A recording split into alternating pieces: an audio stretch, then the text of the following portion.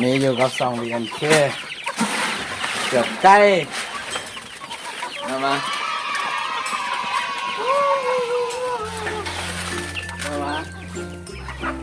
าเอง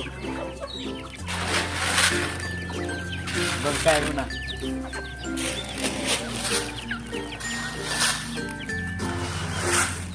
เบิ่งเจ้าของนี่ใกล้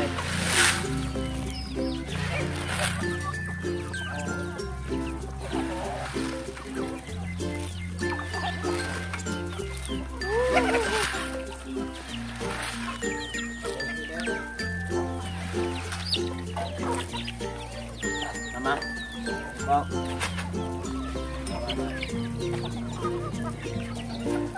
เอ้ยบอก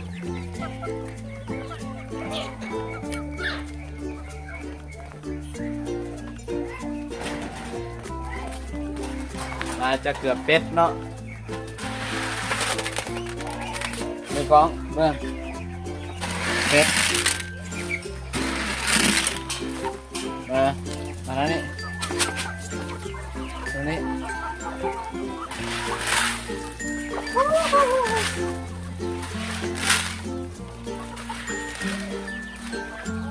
มาต่อเอาจะแปลงเอาน้ำเลยเนาะ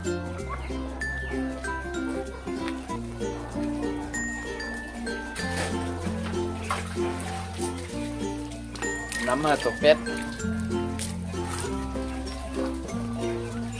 เบิ่งนี่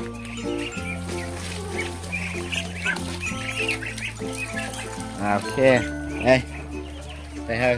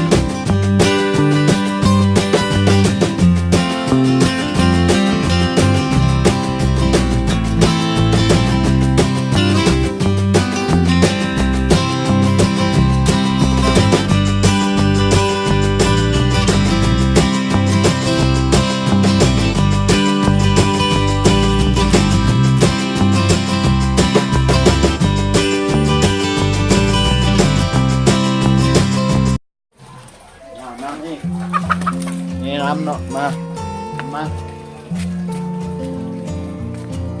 ไหวบ่มา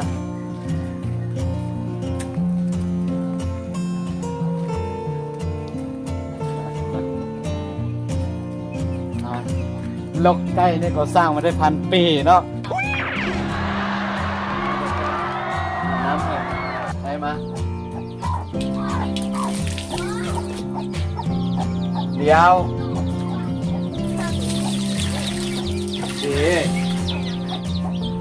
ทำเป็นส่งคนนี้นี่มาจะเอานี่เกลือ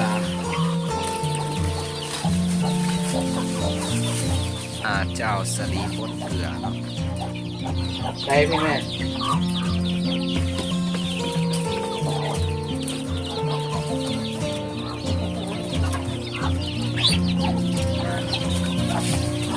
บางพี่ไม่ได้ทอดไว้เนาะ